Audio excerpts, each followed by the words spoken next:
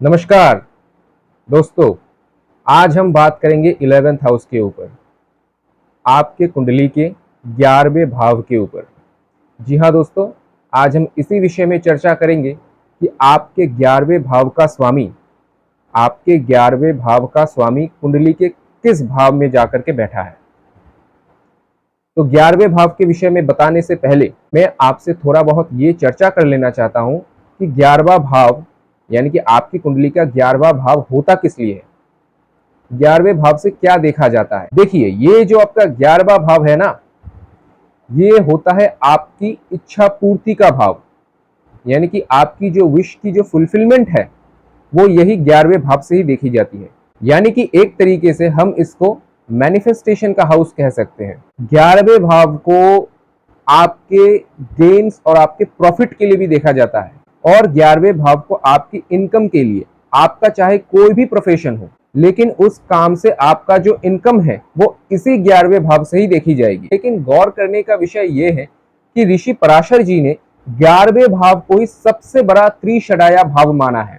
ऐसा क्यों? क्योंकि देखिए, 11वां भाव जो है ना, ये आपके छठे भाव से छठा घर है। आप अपने छठे घर को देखिए और उससे 6 घर आगे गिनिए, देखिए 11वां भाव आएगा वहां पे। और छठा घर किसका होता है? छठा घर होता है आपके षड रिपुओं का, यानी कि काम, क्रोध, लोभ, मोह, मद और मात्सर्य। तो इसका जो एक्सट्रीम लेवल है, यानी कि छठे भाव का जो एक्सट्रीम लेवल है वो इसी 11वें भाव में ही है। और देखिए कि 11वां भाव जो है वो काम त्रिकोण के अंडर में आता है, मतलब एक्सट्रीम ग्रीड का जो हाउस है वो दरअसल 11वां भाव ही है। इसीलिए एक चीज को हमेशा याद रखिए कि ये 11वें भाव का स्वामी चाहे जिस भी भाव में चला जाए, वो अपने 11वें भाव के कंपोनेंट को लेकर ही उस घर में जाएगा। और इसीलिए तो शायद पराशर जी ने ये भी कहा है कि हाँ, 11वां घर आपको सुख दे सकता है, लेकिन 11वां घर जब आपको दुख देने पर उतर आए, तब उससे बड़ा कष्टकारी घर शायद और कोई घर नहीं है। क्योंकि देखिए, आपका जो अष्टम घर है, जिससे हम दुख, पीड़ा, डिप्रेशन, कष्ट, इन सब चीजों को देखते हैं, मृत्यु तुल्य यातना को देखते हैं, उसका जो 4th हाउस है, अष्टम घर से जो 4th हाउस आता है वो 11वें घर में ही आता है। यानी कि हमारे मन के अंदर सबसे ज्यादा दुख का एहसास कब होता है, पीड़ा का एहसास कब होता है? जब इंसान अपनी ही किसी एक लालसा की चीज को, जब किसी अपनी ही लालसा की विषय वस्तुओं को जब भोग नहीं पाता है, तब उसके अंदर जो पीड़ा आती है, तब उस व्यक्ति के अंदर जो पीड़ा आती है वो सबसे तीव्र होता है। सबसे पहले तो देखिए, ये जो घर है ये उच्च भाव में भी आता है, यानी कि इस घर की जो क्वालिटी है वो समय के साथ साथ बढ़ती रहेगी। और इस घर का जो फ्री विल है वो आपके हाथ में थमाया गया है। ईश्वर ने इस घर के फ्री विल को आपके हाथ में थमा दिया है। और आप ये भी देखिए कि नवम भाव का जो तीसरा घर है वो भी आपका 11वां घर ही है। यानी कि आप भगवान से क्या मांगोगे? नवम स्थान होता है आपके इष्ट का, आपके भाग्य का, आपके धर्म का, आपके प्रभु का, आपके विश्वास का। अर्थात आप भगवान से क्या मांगोगे, क्या अपने जीवन में मैनिफेस्ट करना चाहोगे, वो पूरा का पूरा आपके हाथ में है। इसीलिए तो देखिए, क्योंकि आप चाहे कुछ भी मांगो, आप चाहे अपने हिसाब से कुछ भी मांगो, मैं उसको जज नहीं कर रहा हूं कि आप अपने जीवन में क्या मांग रहे हैं, वो आपके हिसाब से या तो सही हो सकता है या तो गलत हो सकता है। मैं उसको जज करने वाला कोई नहीं होता हूं। लेकिन आप चाहे ईश्वर से कुछ भी मांगो, इस प्रकृति से कुछ भी मांगो, चाहे आप अपनी जिंदगी से कुछ भी चाहो, सबसे पहले देखिए कि वो आपके चेतना के ऊपर, आपके विवेक के ऊपर प्रभाव डालेगा। क्योंकि एकादश घर का जो ठीक सामने घर बैठा रहता है वो आपका पंचम घर होता है। पंचम घर होता है आपके विवेक का, बुद्धि का, आपके विचारों का। तो यानी कि आप कुछ भी मांगोगे अपने जीवन से, आप चाहे अपनी जिंदगी में कुछ भी मैनिफेस्ट करना चाहोगे, वो सबसे पहले आपके विवेक के ऊपर ही प्रभाव डालेगा। क्योंकि विवेक से ही तो इंसान अपने जीवन में कुछ चाहता है ना। और देखिए, क्योंकि 11th हाउस जो इसको कलयुग में, हम जिस युग में रह रहे, उसमें बहुत एक्टिवेशन मिला हुआ है, वह क्योंकि ये वासना का घर है। इसीलिए देखिए कि काल पुरुष की कुंडली में जो 11th हाउस का लॉर्ड आता है वो शनि आते हैं। और शनिदेव कौन होते? शनिदेव होते कर्म फल दाता। और 11th हाउस होता है आपकी रिजल्ट का। 11th हाउस होता है आपने जो कर्म किया उसके रिजल्ट का, यानी कि फल का। इसीलिए आप अगर कुछ भी अच्छा करेंगे तो उसको आपको अच्छा फल मिलेगा, और अगर कुछ आपने गलत किया तो उसका गलत फल भी आपको मिलेगा।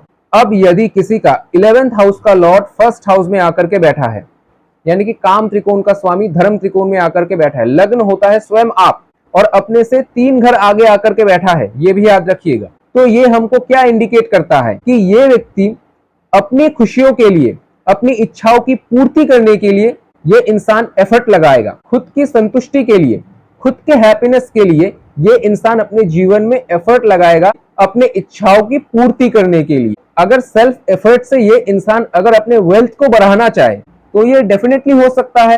फॉरेन करेंसी या फिर फॉरेन लैंड का इनकम भी इस इंसान के पास आ सकता है। लेकिन ज्यादातर मामलों में मैंने ये देखा कि अगर किसी का 11th हाउस का लॉर्ड अगर उसके फर्स्ट हाउस में आ जाए, यानी कि अपने से 3 घर आगे अगर ये आ जाए, तो ज्यादातर मामलों में ये उस व्यक्ति के बड़े भाई के लिए अच्छा नहीं होता है। कभी कभी या तो बड़े भाई के जीवन में बहुत ज्यादा स्ट्रगल रहेंगे, या तो बड़े भाई के साथ इनका संबंध खराब हो जाएगा, या फिर बड़े भाई को कुछ ना कुछ हेल्थ इश्यूज आएंगे। तो इस तरह से हम देख सकते हैं, वो तो ग्रह के ऊपर डिपेंड करेगा। लेकिन ज्यादातर मामलों में जितना मैंने देखा है कि अगर 11th हाउस का लॉर्ड फर्स्ट हाउस में आ जाए तो उनके बड़े भाई के लिए बहुत ज्यादा अच्छा नहीं होता है। और क्या है कि 11th हाउस जो है वो आपकी संगति को भी दिखाता है। तो अपने संगति को थोड़ा सा वाइजली चूज कीजिए। आपकी जिस तरह की भी संगति होगी वो डायरेक्टली आपके जीवन की, क्योंकि लगन जो है वो स्वयं आप हो, इसीलिए आपकी जिस तरह की भी संगति होगी वो पूरा का पूरा आपके व्यक्तित्व के ऊपर, आपके चरित्र के ऊपर, आपके विचारों के ऊपर, आपके सोचने समझने के तरीके के ऊपर पूरा का पूरा इंपैक्ट डाले। लेकिन हमें ये कह सकता हूं कि ऐसा व्यक्ति जो होता है वो बहुत सारी मल्टीटास्किंग एक साथ कर सकता है। अगर उस व्यक्ति को ये लगे कि इस काम को करने के बाद मुझे कुछ प्रॉफिट होने वाला है, तब तो ये दुगना हो जाता है। इसीलिए मैं ये कह सकता हूं कि ये इंसान समय के साथ साथ बहुत सारी चीजों के ऊपर, समय के साथ साथ क्योंकि ये उपचय भाव है, इसीलिए ये इंसान समय के साथ साथ बहुत सारी फील्ड्स के ऊपर अपने स्किल्स को डेवलप कर ले और वहां से इस इंसान के पास लाभ भी आता रहे। बस आपको इतना सा ध्यान रखना है, क्योंकि 11th हाउस जो वो त्रिषडाया घर में सबसे बड़ा घर है और वही आकर के आपके लगन के ऊपर बैठा है। इसीलिए आप चाहे अपने जीवन से कुछ भी मांगे, बस आप वहां पर अपने धर्म का ख्याल रखें कि वो धर्म के अनुसार सही है या नहीं। अब यदि किसी का 11th हाउस का लॉर्ड आकर के उसके 2nd हाउस में बैठा है, तो सबसे पहले तो ये आप मान लीजिए कि बहुत ही स्ट्रॉन्ग धन योग को क्रिएट करता है, क्योंकि दोनों ही जो घर है वो मनी से रिलेटेड है। इस इंसान की डिजायर या फिर पर्पस क्या रहेगी कि ये इंसान चाहेगा कि इस इंसान का जो बैंक बैलेंस है, क्योंकि 2nd हाउस जो वो बैंक बैलेंस से आता है, इसीलिए ये इंसान ये चाहेगा कि इस इंसान की जो बैंक बैलेंस है वो समय के साथ साथ बढ़ता रहे। और ऐसे इंसान को आप ये पाएंगे भी कि इनका जो बैंक का जो खाता होता है वो कभी भी नील नहीं होता है, वो कभी भी खाली नहीं होता है, क्योंकि 11th हाउस का स्वामी 2nd हाउस में आकर के इनके बैंक बैलेंस के खाते को कभी भी खाली होने ही नहीं देता है। तो अभी आप ये पूछेंगे कि पैसा क्या इन लोगों को खुशियां दे सकती है, तो मैं कहूंगा कि हाँ, डेफिनेटली पैसा इन लोगों को खुशियां दे सकती है। ऐसे इंसानों की जो फ्रेंड सर्कल होती है ना, वो कहीं ना कहीं इनके फैमिली की तरह ही होती है। मतलब हम अपने फैमिली के साथ जितना क्लोज होते हैं, अगर किसी का 11th हाउस का लॉर्ड आकर के 2nd हाउस में बैठा है, तो इन लोगों के लिए इनके जो मित्रगण होंगे, जो इनकी संगति होगी, वो भी इतना ही इनके लिए क्लोज होंगे। अक्सर ऐसे लोगों को देखा जाता है कि ऐसे लोगों का जो इनकम होता है वो किसी लार्ज ऑर्गेनाइजेशन से जुड़ा हुआ होता है, और उसके बाद ऐसे इंसान का जो इनकम आ सकता है वो फिल्म, मीडिया, टेलीविजन, इन सब जगहों से आ सकता है। तो इसीलिए ऐसे इंसान का जो फेस वैल्यू होता है वो बहुत बड़ा होता है। या फिर ऐसा भी हो सकता है कि ऐसे इंसान को अपने स्पीच की यूज करने की वजह से, ऐसे इंसान को अपने स्पीच, क्योंकि 2nd हाउस जो वो आपकी वाणी को भी दिखाता है, तो हो सकता है कि ऐसे लोगों का इनकम अपने स्पीच को यूज करने की वजह से आए। या फिर ऐसा भी हो सकता है क्योंकि 2nd हाउस आपकी जो है वो खान पान को दिखाता है, आपकी डाइट को दिखाता है, तो हो सकता है कि ऐसा इंसान कोई एक रेस्टोरेंट का काम खोल ले, कोई एक खाने पीने से जुड़े गए काम से भी इनको इनकम आता है। दूसरों के साथ ये जितना अच्छे से बात करेंगे, उनको खिलाएंगे, उनके साथ अच्छे से बात करेंगे, मतलब एक काइंडनेस की नेचर उनके प्रति रखेंगे। क्योंकि देखिए 11th हाउस का लॉर्ड 2nd हाउस में अगर आया है तो अपने से 4 घर आगे आया है। इसीलिए अगर ये इंसान दूसरों के प्रति एक मदरली नेचर रखेगा, मदरली नेचर का मतलब एक काइंडनेस का नेचर रखेगा, एक अगर जेनरस एटीट्यूड रखेगा दूसरों के प्रति, तो इस इंसान की लाभ को कोई नहीं रोक सकता। बट हाँ, मैं ये कह सकता हूं कि हाँ, ये लोग होते भी है काइंड, तो शायद इसीलिए शायद इनकी फैमिली इनके कमाए गए वेल्थ से इनसे ज्यादा एंजॉय करते हैं उस वेल्थ को। अब यदि किसी का 11th हाउस का लॉर्ड आकर के उसके 3rd हाउस में बैठ जाए, तो आप क्या कह सकते हैं कि इस इंसान को अपने जीवन में अपने ही सेल्फ एफर्ट से जो कुछ भी अपने जीवन में मिलेगा वो अपनी ही सेल्फ एफर्ट से मिलेगा। अगर आप ज्ञान की भी बात को यहाँ पर पकड़े, क्योंकि देखिए कि 11th हाउस का लॉर्ड अपने से 5 घर आगे आकर के बैठा है। अगर ये इंसान अपने जीवन में ज्ञान को भी अगर कलेक्ट करना चाहे तो ये इंसान अपने सेल्फ एफर्ट से उस ज्ञान को कलेक्ट कर लेगा। इसीलिए मान लीजिए कि अगर कोई एस्ट्रोलॉजी को सीख रहा है, मैं बस यहाँ पर एग्जाम्पल के लिए बता रहा हूं, अगर मान लीजिए कि कोई अगर एस्ट्रोलॉजी को सीख रहा है तो ऐसा इंसान हो सकता है अपने गुरु से बेस को पकड़ ले, यानी कि एस्ट्रोलॉजी के बेस को पकड़ ले। बाकी का एस्ट्रोलॉजी जो ये सीखे वो हो सकता है ये अपने सेल्फ एफर्ट से सीखे। और आप ये भी कह सकते हैं कि he will destroy all his enemies. इस क्षेत्र में आप इसको क्या कह सकते हैं कि उपचय भाव का स्वामी आकर के उपचय भाव में बैठा है, तो यहाँ पर तो दोनों केस में ये आपको वृद्धि देगी। तो इसका मतलब आप क्या कह सकते हैं कि थर्ड हाउस होता है आपके पराक्रम का। तो समय के साथ साथ ऐसे इंसान के पराक्रम में वृद्धि होगी, समय के साथ साथ ऐसे इंसानों की जो फिजिकल स्टैमिना है उनमें वृद्धि होती रहेगी, समय के साथ साथ ये इंसान करेजियस बनता जाएगा। जिम तो ऐसे इंसान को जरूर ज्वाइन करना चाहिए, जिम या फिर कुछ भी फिजिकल एथलेटिसिज्म को ये अपने प्रोफेशन के रूप में भी देख सकते हैं। और मैं ये भी कह सकता हूँ कि ऐसे इंसानों की जो कम्युनिकेशन होती है ना वो बहुत ही स्किलफुल होती है। तो ऐसा ये कुछ भी काम करे जिनमें कि इनको अपने कम्युनिकेशन का बहुत ज्यादा इस्तेमाल करना पड़े तो इन लोगों के लिए बेस्ट रहता है। ऐसे इंसानों के लिए ऑनलाइन से जुड़ा हुआ काम भी बहुत ज्यादा सूट करता है, मीडिया या फिर टेलीविजन से जुड़ा हुआ काम इन लोगों के लिए बहुत ज्यादा सूट करता है। या फिर ये लोग अगर छोटे मोटे ट्रैवल करते हैं, यानी कि अगर शॉर्ट ट्रैवल करते, क्योंकि थर्ड हाउस जो होता है वो आपके शॉर्ट ट्रैवल का होता है, इसीलिए अगर ये इंसान अपने जीवन में छोटा मोटा अगर ट्रैवल करता रहे, अगर छोटा मोटा ट्रैवल करता रहे तब भी ऐसे इंसान को लाभ आते हुए आप देख सकते हैं। हाँ, अब आप ये कह सकते हैं कि ऐसे इंसान के जीवन के पहले हाफ में, यानी कि इनके फर्स्ट हाफ में इनको जीवन में स्ट्रगल देखना पड़ता है, क्योंकि जो थर्ड हाउस है वो आपके पराक्रम को मांगता है। इसीलिए आप ऐसा देख सकते हैं कि ऐसे इंसानों की जीवन का जो फर्स्ट हाफ होता है वो हो सकता है थोड़ा सा संघर्षपूर्ण हो, लेकिन इनके जीवन के सेकेंड हाफ में आप इनको बड़े बड़े लेवल पे सक्सेसफुल होते हुए देखेंगे। अब यदि किसी का 11th हाउस का लॉर्ड आकर के उसके 4th हाउस में बैठा है, यानी कि आप ऐसे इंसानों को क्या कह सकते हैं कि ऐसे इंसानों को लैंड से, प्रॉपर्टी से, रियल एस्टेट से, एग्रीकल्चर से, व्हीकल से लाभ होता है। या तो इन सब कामों को करने की वजह से इनको लाभ होगा या फिर किसी न किसी तरीके से इन सब जगहों से इनको लाभ आएगा। आप ये भी कह सकते हो कि इन लोगों के लिए अपना जो होमलैंड है या फिर जहां पर भी ये रहते, जिस भी 4 दीवारी में ये रहते, ये उनके लिए बहुत ज्यादा प्रिय होता है। और इन लोगों के लिए मैं एक बात जरूर कहना चाहूंगा कि इन लोगों के लिए वर्क फ्रॉम होम बहुत ज्यादा सूट करता है। अगर आप लोगों में से किसी का भी अगर 11th हाउस का लॉर्ड 4th हाउस में आकर के बैठा है तो आप इस चीज की ट्राई जरूर कीजिए, क्योंकि आप जितना ना बाहर जाकर के कमा पाएंगे, आप जितना बाहर जाकर के कमा पाएंगे उससे कई गुना ज्यादा आप तब कमा पाएंगे जब आप घर से बैठे हुए कोई काम अगर करेंगे। अब क्योंकि देखिए कि 11th हाउस का लॉर्ड अपने से 6 घर आगे आया है, इसीलिए अगर ये इंसान अपने सर्वेंट्स की रिस्पेक्ट करेगा तो इनके लिए इनका जो लाभ है वो दुगना हो जाएगा। ऐसे इंसानों को आप ये भी देखेंगे कि इस इंसान को अपनी माताओं से लाभ होता है। अगर गृहस्थितियां यहाँ पर ठीक रही तब तो आप ये भी कह सकते कि ऐसे इंसानों को अपना मन चाहा पार्टनर मिलेगा, यानी कि अपना मन चाहा जीवन साथी मिलेगा अपने जीवन में। लेकिन प्रॉब्लम कहां पर आती है पता है कि इन लोगों के माइंड में, क्योंकि 4th हाउस आपके माइंड का होता है, इसीलिए प्रॉब्लम तब आती है जब इन लोगों के माइंड में हर वक्त जो है वो प्रॉफिट का ख्याल घूमता रहता है। हर वक्त एक आप ये कह सकते हो कि ये लोग कभी कभी मनी माइंडेड पीपल बन जाते हैं। और 4th हाउस होता है आपके घर के कंफर्ट्स लाइफ का, आपके प्लेजर का। इसीलिए अगर ये कुछ एक्सट्रीम लेवल में हो जाए, तब यहाँ पर थोड़ा बहुत दिक्कत आता है। इसीलिए कभी कभी इनका वो एक्सट्रीम लेवल पे उस प्लेजर को पाने की चाहत इनको डिप्रेशन में भी डाल देता है। अब देखिए इनकी जो माताएं होंगी वो बहुत ही सोशली आउटगोइंग वुमेन हो सकती है, जिनको आप कह सकते हैं कि बहुत ज्यादा स्ट्रीट स्मार्ट, यानी कि किसी भी डिप्लोमेटिक सिचुएशन को कंट्रोल करने की क्षमता, किसी भी प्रेशराइज्ड सिचुएशन को कंट्रोल करने की क्षमता इनके माताओं में होता है। आप ये भी कह सकते हैं कि इनकी माताएं बहुत ज्यादा साहसी भी होती है। और आप इस बात पे भी गौर कीजिएगा क्योंकि हाँ, मैंने कहा था कि हाँ इनको माताओं से लाभ होगा, लेकिन आप ये भी तो देखिए कि 11वें भाव का स्वामी अपने से 6ठे घर आगे आकर के बैठा है। इसीलिए आप ये भी पाएंगे कि माताओं के साथ, इनका अपने माताओं के साथ कई बार कुछ मामलों में छोटी छोटी चीजों पर कॉन्फ्लिक्ट्स भी होते रहते हैं। और एक बात सुन लीजिए कि जीवन में एक बार ये पॉसिबिलिटी है कि इनकी माताओं को कुछ एक गंभीर बीमारी हो सकती है, लेकिन अगर वहां पर बाकी किसी शुभ ग्रह का प्रभाव रहे तब आप इसको बिल्कुल डिनाइल मार सकते हैं।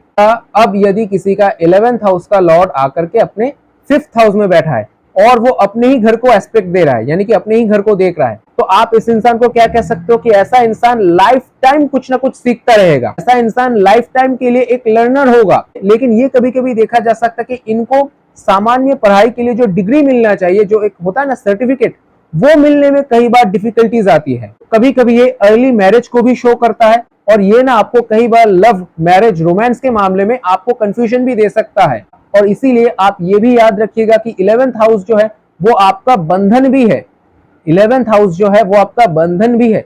इसीलिए आप ये भी कह सकते हो इनको अपने प्रेमी या फिर प्रेमिकाओं से वो बंधन भी मिलता है। अगर ऐसा नहीं होता है तो फिर पंचम घर जो होता है वो आपके संतान को भी दिखाता है। इसीलिए हो सकता है कि आपके संतान आपके लिए वो बॉन्डेज बन जाए। लव रोमांस के मामले में ऐसे इंसान का नेचर क्या रहेगा पता है कि ये जो सामने वाला इंसान है ये सिर्फ मेरा ही है, भगवान ने इस इंसान को सिर्फ मेरे लिए ही बनाया है, ये इंसान कभी किसी और का हो ही नहीं सकता, ये सिर्फ मेरा ही है। इस तरह की एक पॉजिटिवनेस भी ऐसे इंसान के अंदर हो सकता है। तो ये क्या है कि ये इंसान कभी मुझे छोड़ करके किसी दूसरे के पास ना चला जाए। तो ये क्या है, ये एक बॉन्डेज ही तो है, ये एक बंधनी तो है। और खास करके मैंने ये महिलाओं के लिए देखा है कि जिनका भी 11th हाउस का लॉर्ड 5th हाउस में आता है, तो 5th हाउस होता है संतान का। इसीलिए कई बार ऐसी जो माताएं होती है जो कि अपने संतान के लिए बहुत ही ज्यादा प्रोटेक्टिव बन जाती है। मैं ये नहीं कह रहा हूं कि होना गलत है, क्योंकि एक माँ अपने संतान के लिए प्रोटेक्टिव होंगी ही होंगी, लेकिन वो कई बार ओवर एक्सेसिव मात्रा में हो जाता है कि जो कुछ भी मिले वो सिर्फ और सिर्फ मेरे ही संतान को मिले, मेरे ही बच्चे को मिले। तो ये कई बार देखा जाता है। लेकिन हाँ, ये कहा जा सकता है कि ऐसे इंसानों को 11th हाउस होता है संगति का और 5th हाउस होता है ज्ञान का। इसीलिए ये कहा जा सकता है कि ऐसे इंसानों को ज्ञानी लोगों की संगति मिलती है जीवन में। अब यदि किसी का 11th हाउस का लॉर्ड आकर के छठे घर में बैठा है, यानी कि उच्चय भाव का स्वामी आकर के उच्चय भाव में ही बैठा है और अपने से 8 घर आगे आकर के बैठा है, इसीलिए आप ऐसे इंसानों को ये पाएंगे, क्योंकि छठा घर होता है आपके डेली रूटीन का, आपके डेली लाइफ का, और 11th हाउस होता है आपकी संगति का। इसीलिए आप ऐसे इंसानों को ये पाएंगे कि ऐसे इंसानों को अपने जीवन में, अपने डेली रूटीन में किसी ना किसी से कोई ना कोई संगति मिलती रहती है। अपने डेली रूटीन को जारी रखने के लिए कोई ना कोई संगति मिलती रहती है जहां से इनको मदद मिलता है। इसीलिए मैं ये कह सकता हूँ कि इनको अपने डेली लाइफ की रूटीन में दूसरों से हेल्प मिलता रहता है। और ये भी कहना गलत नहीं होगा कि इनके बुरे वक्त में ये भी, क्योंकि देखिए बुरा वक्त तो हमारे जीवन में सबका आना है, हर किसी का बुरा वक्त आना ही है, चाहे उसकी कुंडली कितना भी स्ट्रांग रहे। स्वयं भगवान श्री राम के जीवन में भी, स्वयं भगवान श्री कृष्ण जी के जीवन में भी बुरे वक्त आए थे। इसीलिए वो तो भगवान थे, हम तो इंसान हैं, हम तो उनके पैर के धूल के बराबर भी नहीं है। इसीलिए अगर उनके जीवन में दुख कष्ट पीड़ाएं आ सकते तो हमारे जीवन में भी आएंगे। इसीलिए आप ये मान के चलिए कि जिनका भी 11th हाउस का लॉर्ड अगर उसके छठे घर में आया है, इसीलिए उनके जीवन में जब वो बुरा टाइम आएगा तब इनको अपने सच्चे मित्रों का साथ मिलेगा और तब ये लोग अपने सच्चे दोस्तों को आइडेंटिफाई भी कर पाएंगे, क्योंकि अपने से 11th हाउस का लॉर्ड अष्टम घर आगे आया है और अष्टम घर होता है रिसर्च का, स्क्रूटनाइजिंग का। इसीलिए ये लोग तब अपने बुरे वक्त में अपने सच्चे दोस्तों को पहचान पाएंगे।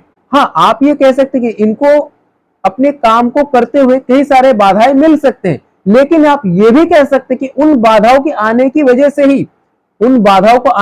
से इनको वहां से लाभ भी होगा। और अगर इनके शत्रुओं की बात करें, क्योंकि छठा घर होता है आपके शत्रुओं का, इसीलिए मैं ये भी कह सकता हूँ कि अगर 11th हाउस का लॉर्ड आपके छठे घर में आया है, जो भी आपका विरोधी है, जो भी आपके खिलाफ षड्यंत्र कर रहा है, जो भी आपको परेशान कर रहा है, आपको तंग कर रहा है, याद रखिए बाद में वो भी आपको लाभ ही दे करके जाएंगे। उसमें भी कहीं ना कहीं किसी ना किसी रूट में आपका ही फायदा होना है। आप इसको ये मान सकते हो कि जितना लोग इनके बारे में बुराई करेंगे उतना ही इनको प्रॉफिट मिलता रहेगा, उतना ही इनको सम्मान मिलता रहेगा। ये एक अजीब तरह का खेल है अगर 11th हाउस का लॉर्ड अगर छठे घर में आया है। इसीलिए अगर आपके खिलाफ अगर कोई बुराई कर रहा है, अगर वो आपको उल्टा सीधा कह रहा है, तो ये आप मान के चलिए कि बाद में उन्हीं की वजह से आपका सम्मान बढ़ेगा। और मैं इनको ये कह सकता हूं कि इन लोगों को सर्विस रिलेटेड वर्क से ही ज्यादा प्रॉफिट होता है। आप इन लोगों को ये भी देखेंगे कि बीमारी के बाद, मान लीजिए कि इनको अगर कोई बीमारी लग गई, तो उस बीमारी के बाद इन लोगों के लाइफ में एक मैसिव ट्रांसफॉर्मेशन आता है। और जब भी ये लोग बीमार पड़ेंगे, हो सकता है कि इन लोगों की मदद करने के लिए कोई एक चला आए, चाहे वो पैसों से हो या फिर किसी और तरीके से, इन लोगों की मदद करने के लिए कोई ना कोई चला आएगा अगर ये लोग बीमार पड़ेंगे तो। और आप ये भी कह सकते हो कि ये लोग जब बीमार पड़ेंगे, कि कई सारे लोगों का होता है ना कि पैसों की कमी की वजह से कई सारे लोगों का ट्रीटमेंट नहीं हो पाता है, लेकिन इन लोगों के लिए बिल्कुल नहीं है। अगर इन लोगों को कोई अगर बीमारी लगती है तो इन लोगों के लिए पैसों की वजह से कोई भी समस्या नहीं आई। लेकिन मैंने ये देखा है ना कि इन लोगों का जो लाइफ का एक्सपीरियंस होता है, वो इन लोगों को कई बार वो क्रूएल बना देता है बहुत ज्यादा। ऐसा इंसान समय के साथ साथ बहुत भयंकर तरीके से, आप ये कह सकते हो बहुत भयंकर तरीके से जीवन के हर एक स्थितियों में लड़ना सीख जाता है। ऐसा इंसान समय के साथ साथ जीवन के हर एक परिस्थितियों में लड़ना सीख जाता है और ऐसा इंसान भयंकर लेवल पे लॉजिकल बन जाता है। इसके आगे कोई भी इंसान किसी भी लॉजिक में टिक नहीं सकता है। अगर 11th हाउस का लॉर्ड छठे घर में आया है तो ये पॉलिटिक्स को ज्वाइन करने के लिए बहुत ही अच्छा होता है। अब चलिए आगे चलते हैं, बात करते हैं अगर 11th हाउस का लॉर्ड आपके सप्तम भाव में बैठा है। अब 7th हाउस किसका होता है? 7th हाउस होता है आपके पार्टनरशिप का, 7th हाउस होता है आपके रिलेशनशिप का। 7th हाउस उसका होता है जब आप किसी से बात करते हो, जब आपके साथ किसी की कन्वर्सेशन होती है, उस वक्त आपका इम्पैक्ट सामने वाले इंसान के ऊपर कैसे पड़ता है या फिर सामने वाले इंसान का इम्पैक्ट आपके ऊपर कैसे पड़ता है। यानी कि अब यहां पर हम ये कह सकते हैं कि गेन्स थ्रू पार्टनरशिप के थ्रू इस इंसान को गेन्स होंगे। अब क्योंकि 7th हाउस इसको भी शो करता है कि सोशली आप अपने सोशल कनेक्शन को, आप अपने सोशल बॉन्डिंग को किस तरह से होल्ड करते हैं, इसीलिए ये कॉम्बिनेशन ये भी दिखाता है कि ये व्यक्ति ऐसा अपना सोशल सर्कल या फिर ऐसा अपना सोशल नेटवर्क को क्रिएट करेगा, क्योंकि 11वां भाव संगति है and 7th house is also related to relationship with social connection. इसीलिए ऐसा व्यक्ति अपने संगति को वैसे क्रिएट करना चाहेगा ताकि उनकी मदद से इस इंसान का जो डिजायर है, जो विशेस है, वो कंप्लीट हो जाए, वो फुलफिलमेंट हो जाए। अब क्योंकि 7th हाउस जो है वो आपके मैरिज को भी शो करता है, इसीलिए हम यहाँ पर ये कह सकते हैं कि ये इंसान या तो अपने फ्रेंड सर्कल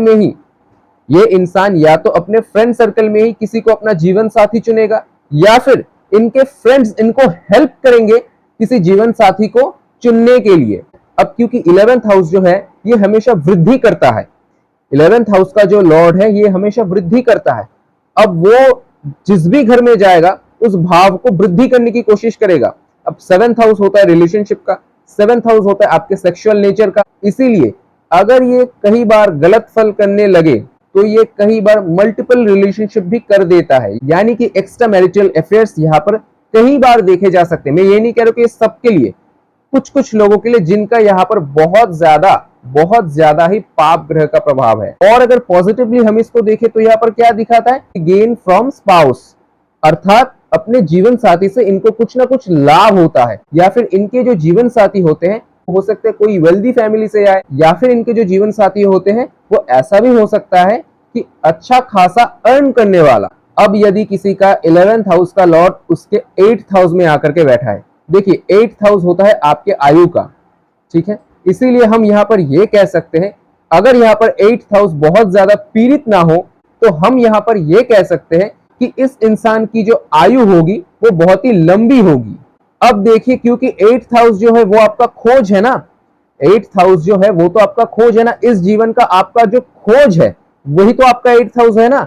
क्योंकि 11वें भाव का स्वामी अष्टम घर में आया है तो हम इस इंसान को ये कह सकते हैं कि ये इंसान अपने जीवन दशा में कुछ ना कुछ बड़ा डिस्कवर जरूर करेगा, कुछ ना कुछ बड़ा आविष्कार जरूर करेगा। अब मैं ये नहीं कह रहा कि ये इंसान साइंटिस्ट बन जाएगा या फिर कोई फिलोसोफर बन जाएगा, नहीं, अपने जीवन में ही, अपने जीवन के तहत ही ये इंसान कुछ ना कुछ बड़ा कुछ ढूंढ के निकालेगा, या फिर इस इंसान को कुछ एक बड़ा ज्ञान मिलेगा जो अब तक सबसे अनजान था। इसीलिए कहते हैं कि अगर ये इंसान किसी अगर रिसर्च फील्ड में चला जाए तो इस इंसान को वहां से बहुत ज्यादा बेनिफिट मिलता है, बहुत ज्यादा लाभ होते हुए देखेंगे आप। कभी कभी आप ऐसे इंसानों को बहुत ज्यादा दुखी देखेंगे, जी हाँ दोस्तों, कभी कभी आप ऐसे इंसानों को बहुत ज्यादा दुखी देखेंगे, क्योंकि 8th हाउस क्या है, 8th हाउस आपका दुख है। वो दुख मतलब आपको ऐसा लगेगा कि लाइक ए डेड पर्सन, मतलब वो जीवित तो है लेकिन वो एक डेड पर्सन की तरह है। लेकिन क्या होगा कि अगर मैं आपको अभी ये कहूं कि ये दुख भी उनके लिए अच्छा है, कि ये दुख भी उनको जीवन में कुछ देने के लिए ही आया है, अगर 11वें भाव का स्वामी अष्टम में आकर के बैठा है तो। क्योंकि अगर दुख से ये नहीं गुजरेंगे तो फिर इनके जीवन का ट्रांसफॉर्मेशन नहीं होगा। ध्यान से समझिए, क्योंकि अष्टम घर जो है वो आपके ट्रांसफॉर्मेशन को दिखाता है और 11th हाउस का लॉर्ड अष्टम में आकर के पहले उस इंसान को पूरी तरीके से जीवन में पूरी तरीके से ट्रांसफॉर्म करेगा, उसके बाद उस इंसान को कुछ एक ऐसा लाभ देगा, यकीन मानिए दोस्तों, कुछ एक ऐसा लाभ देगा जो वो कभी सपने में भी नहीं सोच सकता था। हाँ, ऐसे इंसान को डिप्रेशन से गुजरना पड़ेगा, हाँ ऐसे इंसान को एंजाइटी से गुजरना पड़ेगा, लेकिन फिर भी मैं कहूंगा कि जीवन में जैसे जैसे इनकी उम्र बढ़ती रहेगी, जैसे जैसे इनकी उम्र बढ़ती रहेगी, वैसे वैसे इनका जो नजरिया है जीवन को देखने का वही पूरी तरीके से बदल जाएगा।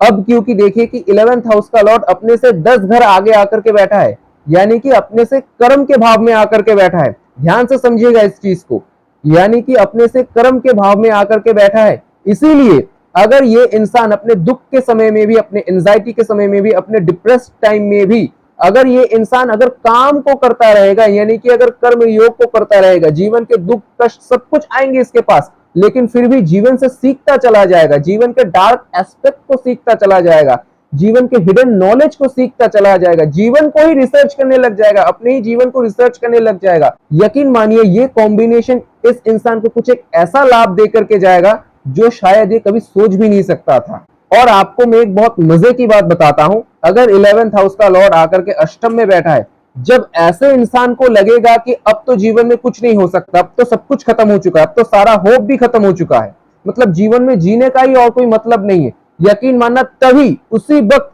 इनके साथ कुछ ना कुछ मिरेकल्स भी होंगे, क्योंकि अष्टम घर मिरेकल्स को भी दिखाता है। इसीलिए अगर आपका 11th हाउस का लॉर्ड आपके अष्टम घर में आकर के बैठा है तो जीवन से हार मत मानिए दोस्तों, आपको जीवन में कुछ एक ऐसा मिलेगा, यकीन मानिए आपको कुछ एक जीवन में ऐसा मिलेगा जो शायद बाकियों को नहीं मिलेगा। कभी कभी आप देखेंगे कि अगर इनके कोई रिलेटिव्स की अगर डेथ हो जाए, बुरा मत मानिएगा मेरी बातों का, मैं सिर्फ समझाने के लिए आपको कह रहा हूं कि अष्टम घर क्योंकि मृत्यु है और अष्टम घर जो वो आपकी इनहेरिटेज प्रॉपर्टी है, इसीलिए मैं यहाँ पर कह रहा हूं। इसीलिए मान लीजिए कि इनके कोई रिलेटिव्स की अगर डेथ हो जाए तो वहां से इनको प्रॉफिट मिलने की संभावना होती है, क्योंकि अष्टम घर वो धन दिखाता है, ध्यान से समझिएगा, अष्टम घर वो धन दिखाता है जिसके लिए आपने मेहनत नहीं की होगी, जिसके लिए आपने मेहनत नहीं की होगी, वो धन वो प्रॉपर्टी आपके पास आने की संभावना बहुत ज्यादा होता है अगर 11th हाउस का लॉर्ड आपके अष्टम घर में आकर के बैठता है। और दूसरी बात, अगर ये इंसान चाहे कोई भी ऑकल्ट साइंस सीख सकता है, एस्ट्रोलॉजी को सीख सकता है, या फिर किसी न किसी मिस्टीरियस फील्ड से जुड़ा रह सकता है, वहां से इस इंसान को आप बड़ी मात्रा में लाभ होते हुए देखेंगे। अब जिनका 11th हाउस का लॉर्ड उनके 9th हाउस में आकर के बैठा है, तो इसका मतलब क्या है कि 11वें भाव का स्वामी अपने से 11 घर आगे आकर ही बैठा है, यानी कि ये आप भवत भवम भी कह सकते हैं। अब इस चीज को ध्यान से समझिए, पंचम घर होता है हमारे ज्ञान का और 9th हाउस होता है उसी ज्ञान को एक्सटेंड करने का। इसीलिए हम ये कह सकते हैं कि इस इंसान के अंदर भूख होगी, किस चीज की भूख होगी ना, इस इंसान के अंदर ज्ञान की भूख होगी, बहुत ज्यादा ज्ञान की भूख होगी। अब इस चीज को ध्यान से समझिए, कुछ भी चीज की अति होना, क्योंकि 11th हाउस कभी भी रुकना नहीं जानता है। कालपुरुष की कुंडली में कुंभ राशि 11th हाउस में आता है और राहु उस घर का को ओनर है। इसीलिए आप ध्यान से समझिए कि 11th हाउस के लॉर्ड के अंदर कुछ ना कुछ राहु वाले गुण रहेंगे ही रहेंगे, चाहे वो कोई सा भी ग्रह हो। इसीलिए उस प्लेनेट की भूख कभी भी खत्म ही नहीं होती। इसीलिए अगर 11th हाउस का लॉर्ड आपके 9th हाउस में आकर के बैठ जाए तो आपको ज्ञान की भूख होगी, लेकिन याद रखिएगा ज्ञान भी कभी कभी अभिशाप बन सकता है। जी हाँ दोस्तों, ज्ञान भी कभी कभी अभिशाप बन सकता है। ये उन लोगों से जाकर के पूछिए जिनका कि 11th हाउस का लॉर्ड उनके 9th हाउस में आकर के बैठा है, कि ज्यादा ज्ञान हो जाने की वजह से कि उनको ज्यादा ज्ञान मिल जाए, और ये ऑटोमेटिकली होंगे क्योंकि 11th हाउस का लॉर्ड अपने से 11 घर आगे आकर ही बैठा है। तो ये अगर नहीं भी चाहेंगे ना, अगर ये नहीं भी चाहेंगे ना कि नहीं मेरे पास ज्ञान नहीं आना चाहिए, फिर भी इनके पास ज्ञान आते रहेंगे। इनके दिमाग में कॉन्टिन्यूअसली कुछ ना कुछ चलता रहेगा, साइकोलॉजिकल लेवल पे इनके दिमाग में कुछ ना कुछ हमेशा चलता रहेगा। इसीलिए आप देखेंगे कि इस इंसान के अंदर ईगो आ जाता है। जी हाँ, अपने ही ज्ञान के लिए इस इंसान के अंदर एक ईगो क्रिएट हो जाता है। इसीलिए आप इन लोगों को इस तरह से भी देख सकते हैं कि अगर मान लीजिए कि इनके जीवन में कोई एक गुरु आता है, अगर इन लोगों के जो कि अक्सर आता ही है, इन लोगों के जीवन में गुरु आते ही है, लेकिन कभी कभी आप ये भी देखेंगे कि ये गुरु से भी ज्यादा ज्ञानी हो जाते, जो कि होना अच्छी बात है, लेकिन उसकी वजह से इनके अंदर ईगो भी आ जाते हैं, यानी कि गुरु के भी गुरु बनना चाहते हैं कभी कभी ये लोग। आप काइंड ऑफ ऐसा समझ सकते हैं कि ये इंसान शायद भगवत गीता पाठ कर ले और भगवत गीता पाठ करके इस इंसान को बहुत ज्यादा ज्ञान आ जाए, भगवत गीता का ज्ञान आ जाए। अब भगवत गीता के ज्ञान आने की वजह से ही इस इंसान को ये लगे कि मैं तो सर्वश्रेष्ठ ज्ञानी हूं। अब भगवत गीता की पाठ करने की वजह से इस इंसान के भीतर ये चला आए, ये एटीट्यूड हो जाए कि अब मैं तो सर्वज्ञानी हूं, मेरे से ऊपर कोई भी नहीं हो सकता। क्योंकि 11th हाउस भी अपने आप में माया को शो करता है, 11th हाउस भी अपने आप में मैट्रिक्स को शो करता है, और इसीलिए 11th हाउस का लॉर्ड 11th हाउस में आया है, 11th हाउस का लॉर्ड अपने से 11th हाउस में आया है, यानी कि 9th हाउस में आया है। इसीलिए कभी कभी ये आपके धर्म को भी भ्रष्ट कर देता है, और वो किस सेंस में, वो आपके ज्ञान की मदद से ही आपके धर्म को भ्रष्ट कर देते हैं। ये बहुत ही अजीब माया जाल है दोस्तों। अगर 11th हाउस का लॉर्ड 9th हाउस में आया है, लेकिन हाँ, आप ऐसे लोगों को ये कह सकते हैं कि ऐसे लोगों की इच्छा पूर्ति की वजह जो बनेंगे वो या तो इनके फादर बनेंगे या तो इनके गुरु बनेंगे, यानी कि इनके फादर की मदद से या तो इनके गुरु की मदद से ये लोग अपने डिजायर को, ये लोग अपने ड्रीम को मैनिफेस्ट कर पाएंगे। अब यदि किसी का 11th हाउस का लॉर्ड 10th हाउस में आकर के बैठा है, 10th हाउस होता है आपके प्रोफेशन का, आपके कर्म भाव का, इसीलिए हम इस घर को यह कह सकते हैं कि हाँ, डेफिनेटली इस इंसान के अंदर अपने प्रोफेशन को लेकर के जो इच्छा होंगे, इस इंसान के अंदर अपने प्रोफेशन को लेकर के, अपने करियर को लेकर के जो इच्छा होंगे वो जरूर कंप्लीट होंगे। ये कॉम्बिनेशन उस व्यक्ति को अपने करियर में जरूर राइज देगा, डेफिनेटली देगा। और 10th हाउस में 11वें भाव का स्वामी रह करके एक दृष्टि देगा 4थे भाव में, इसीलिए अपने कर्म की मदद से ये लोग अपने भौतिक सुखों को भी पूरा कर पाएंगे। बट यहाँ पर मैं आपको एक अजीब बात बताता हूँ, अगर ये कोई भी अगर कर्म करेगा, मान लीजिए अगर ये उस कर्म के पीछे फल की कोई भी इच्छा ना रख करके, ध्यान से समझिएगा, अगर ये जो भी कुछ कर्म करेगा उसके पीछे उसके फल की इच्छा ना रख करके अगर ये कोई भी कर्म करेगा तो ये उसको और भी ज्यादा बेटर फल देगा, क्योंकि 11वें भाव का स्वामी अपने से द्वादश घर आगे आकर के बैठा है। इसीलिए अगर ये कोई भी इच्छा ना रख करके कोई भी अगर कर्म करेंगे, फल की चिंता ना रख करके अगर ये कोई कर्म करेंगे तो उस कर्म में इनके सक्सेस होने की प्रोबेबिलिटी बहुत ज्यादा होंगी। इसीलिए तो कहते हैं कि ये सबसे बड़ा एग्जाम्पल है कर्म योग का। श्री कृष्ण जी ने जो बताया था ना भगवत गीता में, कर्म योग, ये सबसे बड़ा एग्जाम्पल है। अगर किसी के 11वें भाव का लॉर्ड आकर के उसके 10th हाउस में बैठा है, आपके सारे ख्वाब पूरे होंगे, आपकी सारी इच्छाएं पूर्ण होंगी। बस आप फल की चिंता ना करके कर्म में ध्यान लगाइए, अपने कर्म योग में ध्यान लगाइए। अब यदि किसी का 11th हाउस का लॉर्ड 11th हाउस में ही बैठा रहे, अब देखिए ये मेरा पर्सनल ओपिनियन है, मैं इसको एक्सॉल्टेड प्लैनेट से भी ज्यादा स्ट्रांग मानता हूं। ये मेरा पर्सनल ओपिनियन है, मैं पहले ही कह रहा हूं, मैंने जितना ऑब्जर्व किया है, अगर किसी का 11th हाउस का लॉर्ड 11th हाउस में ही बैठा रहे तो ये किसी एक्सॉल्टेड प्लैनेट से भी ज्यादा बलवान होता है। क्योंकि देखिए अगर 11th हाउस का लॉर्ड अपने ही घर में बैठा रहे, 11th हाउस का लॉर्ड अपने ही घर में बैठा रहे, तो फिर क्या होगा कि इस इंसान की जो इच्छाएं होंगी, इस इंसान की जो डिजायर्स होंगी, वो अपने में ही अपने डिजायर को कंट्रोल करना जानता होगा। प्रॉब्लम तो तब स्टार्ट होती है ना जब किसी का डिजायर उससे कंट्रोल नहीं होता है। सारी की सारी प्रॉब्लम की जड़ वही है, जब किसी का डिजायर आउट ऑफ कंट्रोल हो जाता है। लेकिन अगर किसी का 11th हाउस का लॉर्ड 11th हाउस में बैठा रहे तो फिर आप ये मान सकते हो कि उस इंसान का जो डिजायर होगा वो उसके कंट्रोल में होगा। आप उस इंसान को देखेंगे कि उस इंसान के पास एक साधारण सी गाड़ी है, उस इंसान के पास एक साधारण सी गाड़ी है, उसका दोस्त आकर के उसको कहेगा क्यों ना भाई एक नई गाड़ी ले लेते, वो इंसान क्या कहेगा, नहीं भाई मैं अपने ही इस गाड़ी से खुश हूं, मुझे नहीं चाहिए नई मॉडल की गाड़ी, मैं अपने इस गाड़ी से ही खुश हूं। मतलब देखिए कि वो अपने डिजायर को कंट्रोल कर पा रहा है, वो अपने डिजायर को कंट्रोल कर पा रहा है। इसीलिए अगर 11th हाउस का लॉर्ड 11th हाउस में बैठा रहे तो ये अपने डिजायर को कंट्रोल करने के लिए, देखिए देंगे तो वो आपको अवश्य देंगे। अगर 11th हाउस का लॉर्ड 11th में बैठा है तो जरूर ये आपकी इच्छाओं को पूर्ण करेगा ही करेगा जब उसकी दशा अंतरदशा प्रत्यंतर दशा आएगी। लेकिन अपने डिजायर को कंट्रोल कर पाना ये सबसे बड़ी बात है। अगर किसी का 11th हाउस का लॉर्ड 11th हाउस में बैठा है तो इसको बहुत ही सुंदर माना जाता है, क्योंकि ये इंसान अपने डिजायर्स को कंट्रोल कर पाता है। हाँ, अभी आप इस इंसान को ये भी कह सकते हो कि strong bond with their Elder siblings. और इस इंसान का जो नेटवर्क सर्कल होता है ना, इस इंसान का जो नेटवर्किंग सर्कल होता है वो भी बहुत स्ट्रॉन्ग होता है। इस इंसान को दूर दूर के लोग पहचानने वाले होते हैं। और ज्यादातर मामलों में मैंने ऐसे इंसानों को यही देखा है, ये अपने जीवन में बहुत ही प्रैक्टिकल इच्छाएं रखते हैं। ऐसा नहीं कि अनरियलिस्टिक इच्छाएं, कुछ इंसानों का होता है ना कि अनरियलिस्टिक इच्छाएं, लेकिन ये इंसान मतलब डिजायर भी होगा, ये कोई बुरी बात नहीं कि डिजायर का होना, लेकिन वो डिजायर कितना प्रैक्टिकल है, धर्म के अनुसार वो कितना सही है, न्याय के अनुसार वो कितना सही है, सोशली वो कितना सही है, कितना ज्यादा प्रैक्टिकल है, कितना ज्यादा रियलिस्टिकली वो साउंड करता है, उस क्षेत्र में ये बहुत ही एक अच्छा पोजीशन है। और 11वें भाव का लॉर्ड अपने ही घर में बैठा है, तो फिर आप तो ये कह ही नहीं सकते ना कि ये लॉर्ड अपने ही घर को खराब करेगा, अपने ही घर को खराब करके कुछ अनरियलिस्टिक डिजायर इसके मन में डाल देगा। नहीं, ऐसा कुछ नहीं होगा। अगर यहाँ पर बहुत ज्यादा ये लॉर्ड पीड़ित नहीं है तो इस इंसान के अंदर रियलिस्टिक डिजायर्स होंगे, और समय के साथ साथ, क्योंकि उपचय भाव में आता है, इसीलिए समय के साथ साथ उन सब डिजायर्स को ये इंसान कंप्लीट भी कर पाएगा, उसको अचीव भी कर पाएगा।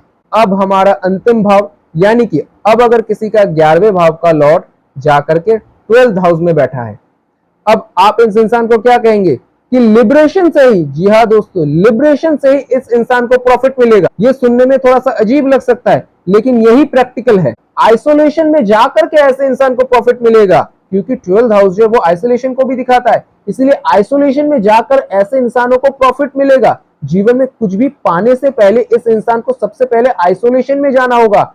12th हाउस जो दिखाता है वो आपके वैरागी माइंडसेट को भी दिखाता है, एक सन्यासी माइंडसेट को भी दिखाता है, यानी कि इस इंसान के अंदर वैसा भाव उत्पन्न होना पड़ेगा कि नहीं भाई, मुझे कुछ नहीं चाहिए, मुझे अपने जीवन से कुछ नहीं चाहिए, सब कुछ जो है वो परमात्मा का है। एक ऐसा माइंडसेट चाहिए होगा। यकीन मानिए, अगर ऐसा माइंडसेट जिस दिन इस इंसान के अंदर आ गया, अगर ऐसा माइंडसेट जिस दिन इस इंसान के अंदर आ गया, उस दिन उस इंसान को इस दुनिया में ऐसी कोई चीज नहीं है, इस दुनिया में ऐसी कोई भी चीज एग्जिस्ट नहीं करता है जो कि वो इंसान पा ना सके। क्योंकि 12th हाउस जो है वो संपूर्ण यूनिवर्स को दिखाता है, संपूर्ण ब्रह्मांड को दिखाता है। यानी कि अगर वो चाहे, उसके अंदर विरक्ति की अगर भावना रहे, यानी कि अगर उसके अंदर चीजों के प्रति विरक्ति की भावना रहे, अगर वैरागी की भावना रहे, तो ऐसा कुछ भी नहीं है इस संसार में जो कि ये इंसान पा ना सके, क्योंकि सब कुछ इसी के पास ही है। बस इसको वो ज्ञान आना पड़ेगा अंदर से।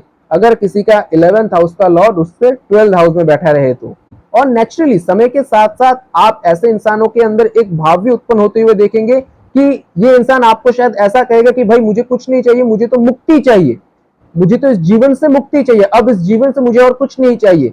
मैं एक बात कहूं आपसे, हाँ 12th हाउस मुक्ति का है, लेकिन अगर 11वें भाव का स्वामी आकर के 12th हाउस में बैठा है, ध्यान से समझिएगा मेरी बातों को, 11वें भाव का स्वामी अगर आपके 12th हाउस में आकर के बैठा है, तो फिर इस मुक्ति के भाव से भी उनको मुक्त होना पड़ेगा। समझ में नहीं आया? अगर मान लीजिए कि कोई इंसान अगर जीवन में मुक्ति चाहता है, मैं मुक्ति चाहता हूं, ये जो बोल रहा है कि मैं चाहता हूं, क्योंकि चाहता हूं क्या होता है, चाहता हूं 11th हाउस में आता है, और 12th हाउस क्या होता है, 12th हाउस कुछ भी नहीं चाहता है, 12th हाउस कुछ भी नहीं चाहता है, वो ऑलरेडी अपने आप में ही मुक्त है। ध्यान से समझिए, 12th हाउस जो है वो ऑलरेडी अपने आप में ही मुक्त है। इसीलिए उस इंसान के अंदर अगर ये भावना आ गई कि मुझे मुक्ति चाहिए, तब मुक्ति नहीं मिलेगी। जिस दिन इस मुक्ति के भावना से भी वो मुक्त हो जाएगा, जिस दिन इस मुक्ति के भावना से भी वो मुक्त हो जाएगा, उस दिन ऑटोमेटिकली वो मुक्त वैसे भी हो जाएगा। क्योंकि 12th हाउस जो होता है वो आपके सबकॉन्शियस माइंड का भी होता है, आपके अंतर्मन का भी होता है। तो बाहर से इनको वो, मतलब वो बुरा मत मानिए, बाहर से इनको वो एक्टिंग करके कोई फायदा नहीं कि नहीं मुझे तो कुछ नहीं चाहिए, मैं तो एक वैरागी इंसान हूं। बिल्कुल सबकॉन्शियस माइंड के लेवल पे इनको वो भाव की जागृति होनी पड़ेगी, तभी ये कॉम्बिनेशन जाकर के काम करेगा। ध्यान से समझिए, तभी ये कॉम्बिनेशन जाकर के काम करेगा जब ये अपने बिल्कुल अंतर्मन से, यानी कि अपने आत्मा तक इस बात को बिठा लेंगे कि नहीं मुझे अब जीवन में कुछ नहीं चाहिए। मान लीजिए कि उसी दिन इस इंसान को जीवन में सब कुछ मिल जाए, उसी दिन ये इंसान जीते जी ईश्वर के उस परमानंद के स्वरूप को देख लेंगे। और अगर इसका उल्टा करेंगे कि मुझे ये चाहिए वो चाहिए, मुझे ये क्यों नहीं मिल रहा है, मुझे वो क्यों नहीं मिल रहा है, तो फिर निराशा हाथ लगेगा और क्या होगा। लेकिन एक बात और, मेटेरियलिस्टिक दुनिया में आप इस इंसान को कह सकते हैं कि ये इंसान अगर विदेश चला जाए, अगर फॉरेन कंट्रीज में अगर शिफ्ट हो जाए, या फिर घर से कई बार दूर चला जाए, तो फिर इस इंसान को आप वहां से गेन्स और प्रॉफिट होते हुए कई बार देखेंगे। चलिए, ये था आज का वीडियो। उम्मीद करता हूं कि ये वीडियो आपको अच्छा लगा होगा, कुछ ना कुछ आपको सीखने को मिला होगा। अगर वीडियो अच्छा लगा है तो वीडियो को एक लाइक अवश्य कर दीजिए, और चैनल को भी सब्सक्राइब कर लीजिए, और जो बेल आइकन आता है उसको प्रेस करके जो ऑल नोटिफिकेशन का ऑप्शन आता है उसको कृपया ऑन कर दीजिए, ताकि इस चैनल में जब भी मैं कोई नया वीडियो अपलोड करूं उसका नोटिफिकेशन सबसे पहले आप तक पहुंच जाए। चलिए, आज के लिए इतना ही, मिलते हैं अगले वीडियो में। तब तक के लिए हर हर महादेव, जय श्री कृष्ण।